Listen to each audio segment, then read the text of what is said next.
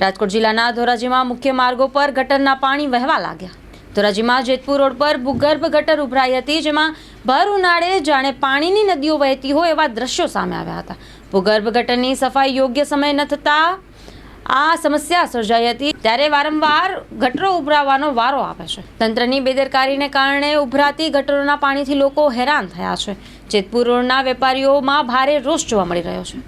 મારું નામ ધર્મેશ રાજ્યગુરુ, સામાજિક કાર્યકર। હાલાકી તો એ છે કે ધોરાજીનો જેતપુર રોડ જે હાથસમા વિસ્તાર છે ને સ્ટેટ હાઈવે પણ છે, હમણાં થોડા સમય પહેલા જ બનાવેલો છે સીસી રોડ, પણ એટલો ઊંડો બનાવેલો છે કે એક જાતનો કેનાલ રોડ થઈ ગયો છે ને એટલી ખરાબ હાલતમાં છે। અત્યારે અમારી માંગણી એવી છે કે જો તમે અત્યારે જોઈ શકો છો કે આ ભર ઉનાળે ચોમાસા જેવો માહોલ છે, એટલું પાણી ભરાય છે ને ક્યાંય પાણીનો નિકાલ તંત્રએ કંઈ કાઢેલો નથી ને જેમ બને જેવું બનાવીને વહી ગયા છે આ લોકો।